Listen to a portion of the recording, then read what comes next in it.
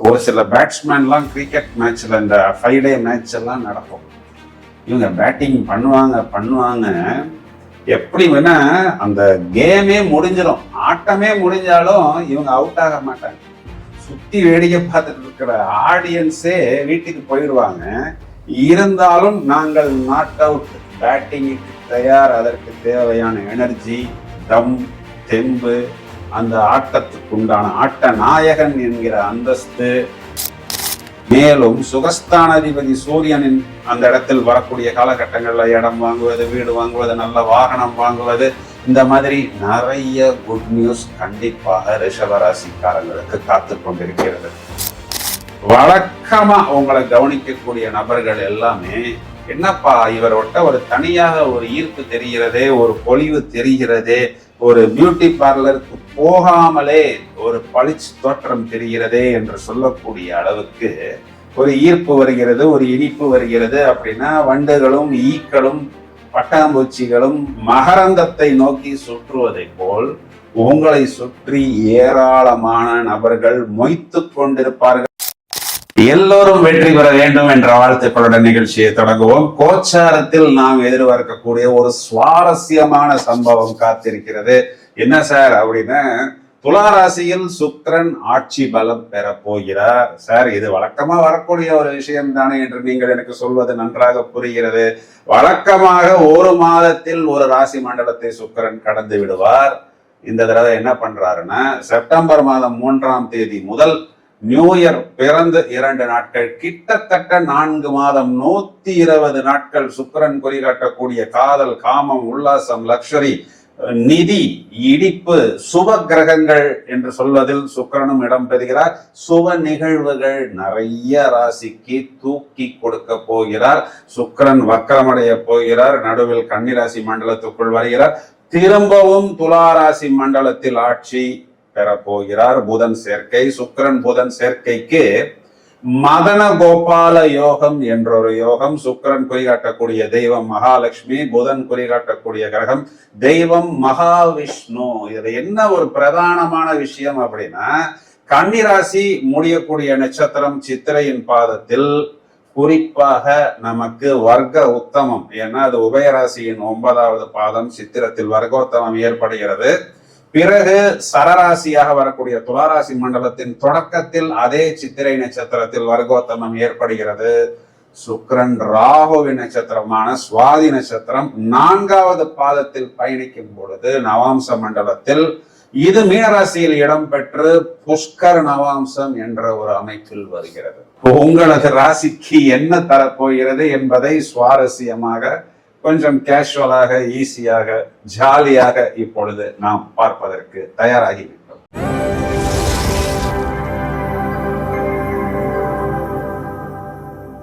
ரிஷபராசிக்கு பலன் சொல்றதுக்கு தான் காத்துக்கிட்டு இருக்கிறேன். ஏன் அப்படின்னா, உங்களுடைய ராசியாதிபதி ஆட்சி பெறப்போகிறார். அவர் வக்கரமடைய போகிறார். அவர் கன்னி ராசிக்குள் வரப்போகிறார். அந்த இடத்தில் அவருக்கு நீசபங்க ராஜயோகம் ஏற்படுகிறது. திரும்பவும் அவர் துலாம் என்று சொல்லக்கூடிய சொந்த வீட்டுக்கு வருகிறார். அங்கு செவ்வாயுடைய நட்சத்திரம் 2 நிலைகளில் வர்க்க உத்தமம் பெறுகிறது. மேலும் ராகுவின் நட்சத்திரத்தில் புஷ்கர நவாம்சம் 4வது பாதத்தில் ஏற்படுகிறது. அந்த இடத்தில் நவாம்சத்தில் சாட்டனுடன் சேரப்போகிறார். சோ இதனுடைய அமைப்பு என்னன்னா, ஒரு சில பேட்ஸ்மேன்லாம் கிரிக்கெட் மேட்ச்ல இந்த 5 டே மேட்ச் எல்லாம் நடக்கும். இவங்க பேட்டிங் பண்ணுவாங்க எப்படி வேணா அந்த கேமே முடிஞ்சிடும், ஆட்டமே முடிஞ்சாலும் இவங்க அவுட் ஆக மாட்டாங்க. சுத்தி வேடிக்கை பார்த்துட்டு இருக்கிற ஆடியன்ஸே வீட்டுக்கு போயிடுவாங்க. இருந்தாலும் நாங்கள் நாட் அவுட், பேட்டிங்குக்கு தயார், அதற்கு தேவையான எனர்ஜி, தம், தெம்பு, அந்த ஆட்டத்துக்கு உண்டான ஆட்ட நாயகன் என்கிற அந்தஸ்து, லட்சக்கணக்கான ஆடியன்ஸ் எங்களை பார்த்து அப்ரிஷியேட் பண்ணுவதற்கு, ஓப்பனா சொன்னா எங்களிடம் ஆட்டோகிராஃப் வாங்கக்கூடிய அளவுக்கு எங்களுக்கு ஒரு வாய்ப்பு அப்படின்னா அதைத்தான் இப்பொழுது பிரபஞ்சம் உங்களுக்கு ஏற்படுத்தி கொடுக்கக்கூடிய அமைப்பு. எல்லா பாலிலும் 6 அடிக்கக்கூடிய அமைப்பு, நாட் அவுட் என்று சொல்லக்கூடிய அளவுக்கு நீங்கள் உங்களை வெறும் தோற்றத்தில் மெருகேற்றிக் கொள்வது மட்டுமல்லாமல், புதன் சேர்க்கை, சூரியனின் சேர்க்கை. இப்ப புதன் மதி நுட்பம், இவர் ஆளு லுக்கு மட்டும் இல்ல பிரதர், இவர்கிட்ட விஷயமும் இருக்கு பிரதர் அப்படிங்கிறதையும் ப்ரூவ் பண்ணக்கூடிய அமைப்பு. மேலும் சுகஸ்தானாதிபதி சூரியனின் அந்த இடத்தில் வரக்கூடிய காலகட்டங்கள்ல இடம் வாங்குவது, வீடு வாங்குவது, நல்ல வாகனம் வாங்குவது, இந்த மாதிரி நிறைய குட் நியூஸ் கண்டிப்பாக ரிஷபராசிக்காரங்களுக்கு காத்து கொண்டிருக்கிறது. இது நேரத்தில் வரக்கூடிய எல்லா மாற்றங்களுமே ரிஷபராசிக்கு ஃபேவரபிளாகத்தான் வருகிறது. இதுல என்னன்னா உங்களுடைய தோற்றம், கவர்ச்சி, அட்ராக்ஷன், ஈர்ப்பு, இது எல்லாமே உங்களுக்கு மேலும் மேலும் அதிகரிக்கும்.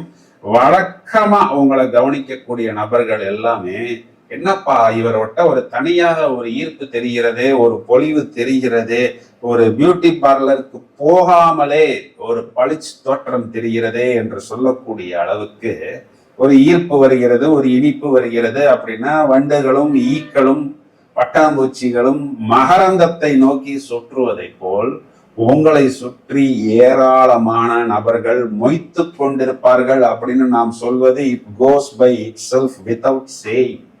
பழைய காதல், பழைய காதலன், பழைய காதலி, அவங்கெல்லாம் நம்ம இவரை மிஸ் பண்ணிட்டோமோ என்று வருத்தப்படக்கூடிய அளவுக்கு, திரும்பவும் ஒரு ஹாய் மெசேஜ் அனுப்பக்கூடிய அளவுக்கு, ஒரு எமோஜி அனுப்பக்கூடிய அளவுக்கு இதனுடைய உள்ளர்த்தம் என்னன்னா, எப்படி நம்ம பழைய காரை புதுப்பித்துக் கொள்கிறோமோ, பழைய வாகனத்தை புதுப்பித்துக் கொள்கிறோமோ, அதை போல் பழைய காதலையும் திரும்ப உட்காந்து ரீஒர்க் பண்ணலாம். பெயிண்டிங், டிங்கரிங், பேட்ச் ஒர்க் இதெல்லாம் பண்ணி ஆரம்பிக்கலாமா என்று சொல்லக்கூடிய அளவுக்கு. திருமணம் ஆயிடுச்சா, பரவாயில்ல, நோ ப்ராப்ளம். திருமணம் ஆகலையா, நோ ப்ராப்ளம். டைவர்ஸ் ஆயிடுச்சா, நோ ப்ராப்ளம். எப்படி இருந்தாலும் நாம் நம்மளுடைய பழைய ஃப்ரெண்ட்ஷிப்பை தொடருவோம் அப்படின்னு கண்டிப்பாக சொல்லுவார்கள். கவனம் தேவை. திருமணம் ஆகாத நபர்களுக்கு திருமணம் நடக்கும். லவ் கிடைக்கவில்லை என்று வருத்தப்படக்கூடிய நபர்களுக்கு சான்ஸ் கிடைக்கும். எப்படின்னா இது ஒரு சான்ஸ், இது ஒரு சான்ஸ், இது ஒரு சான்ஸ், இதில் யாரை வேண்டுமானாலும் தேர்வு செய்து காதலித்துக் கொள்ளலாம் அப்படிங்கிற வாய்ப்பு என்பது ஏற்படும். கணவன் மனைவிக்குள் நெருக்கம் அப்படிங்கிறது கூடுதலாக இது காலகட்டங்களில் இருக்கும். ஏன் அப்படின்னா குறிப்பா சுக்கிரன் குறிகாட்டக்கூடியது ரொமான்ஸ், தாம்பத்தியம், இந்த மாதிரி விஷயங்கள் எல்லாம் பொதுவான ஈடுபாடு என்பது கூடுதலாக இது காலங்களில் காட்டப்படும். மேலும் இதுல இன்னொரு ஆங்கிள் பார்த்தோம்னா சுக்கிரன் கலைநயம் மிக்க, அழகுணர்வு மிக்க. அப்போ யாரெல்லாம் ஒரு தனித்துவம் என்று சொல்லக்கூடிய இண்டிவிஜுவாலிட்டியை காண்பிக்க விரும்புகிறார்களோ, அது இடமாக இருக்கலாம், வீடாக இருக்கலாம், ஆபீஸாக இருக்கலாம், ஃபேஸ் லிஃப்ட் வாகனமாக இருக்கலாம். ஏன்னா சுக்கிரன் ராகுவின் நட்சத்திரத்தில் ஏறப் போகிறார். அப்போ சுக்கிரன் என்பவர் காதல் காரகன், கலத்திர காரகன், ராகு என்பவர் போக காரகன். அப்போ ஆபீஸ், ஏன்னா ராகு இங்க நட்சத்திராதிபதி 10ஆம் இடத்துல இருக்கிறார். நீங்க செய்யக்கூடிய எல்லா விஷயமும் ஒரு செலவுன்னு எடுத்துக்கொள்ளாமல், குறிப்பா ஒர்க் சம்பந்தமா அதனை முதலீடாக நீங்கள் எடுத்துக்கொண்டு, நாங்க சாதாரணமா நீங்க பாக்குற ஒரு டாம், டிக், ஹாரி சார் இப்படி எல்லாம் என்ன சார் சொல்றீங்க, நீங்க நினைக்கிற மாதிரி நாங்கெல்லாம் சாதாரணமா ஒரு குப்பனோ சுப்பனோ கிடையாது. தனித்துவமான நபர்கள் என்று பெயர் எடுக்கக்கூடிய அளவுக்கு பிரதர் இது வெறும் லுக்ல மட்டும் இல்ல பிரதர், இதற்குண்டான மதிநுட்பம், புத்திசாலித்தனம், இன்டெலிஜென்ஸ் என்பது எங்களிடம் கூடுதலாக உண்டு. சோ எங்களுக்கு வாடிக்கையாளராக நீங்கள் வருவது என்பது உங்களுக்கு கிடைத்திருக்கக்கூடிய ஒரு வாய்ப்பு, ஒரு லக். இதனை நீங்கள் பயன்படுத்தி கொள்ளுங்கள் என்று சொல்லக்கூடிய அளவுக்கு கூடுதலான வாடிக்கையாளர்கள், கிளைண்ட்ஸ், கஸ்டமர்ஸ் உங்களை தேடி வருவார்கள். ஒருவேளை நீங்க ஒர்க்கிங் ப்ரொஃபைல்ல இருக்கிறீங்கன்னா 6ஆம் இடம்ங்கிறது 10க்கு 9ஆம் இடம், 9க்கு 10 தொழிலுக்கு பாக்கியம், பாக்கியத்துக்கு ஜீவனம். அப்போ வெளிநாட்டு பயணம், வெளியூர் பயணம், உங்களுக்கு ஒரு பாசையே மிஞ்சக்கூடிய அளவுக்கு இன்கிரிமெண்ட், இம்ப்ரூவ்மெண்ட், ப்ரொமோஷன், இடம் வாங்குவது, வீடு வாங்குவது, ப்ராப்பர்ட்டி வாங்குவது, வாகனம் வாங்குவது, இதெல்லாம் வரிசையாக வரும். சோ எல்லா விஷயங்களிலும் உங்களை மொத்தமாக தூக்கி கொடுப்பதற்கு, நிறைய பாசிட்டிவ் வைப்ரேஷன்ஸை கொடுப்பதற்கு சுக்கிரன் இந்த இடத்தில் தயாராக இருக்கிறார். காதல், திருமணம், கல்யாணம், புத்திரபாக்கியம், வசதிகள், வாய்ப்புகள், இதெல்லாமே உங்களுக்கு மேலும் மேலும் வாய்ப்புகளாக கதவை தட்டும். ஏற்கனவே இந்த பக்கம் ராசிக்கு 11ஆம் இடம் லாபஸ்தானத்தில் சாட்டர்ன், 10ஆம் இடத்தில் உங்களுக்கு ராகு என்பது தொழில் லாபத்தை பலப்படுத்தி கொண்டிருக்கிறார். இதே காலகட்டங்கள்ல சுக்கிரன் வந்து ராகுவின் நட்சத்திரம், பிறகு குருவின் நட்சத்திரம். அந்த இடத்துல கூட பார்த்தோம்னா நட்சத்திராதிபதி குரு நமக்கு வெற்றி ஸ்தானத்தில் உச்சம்.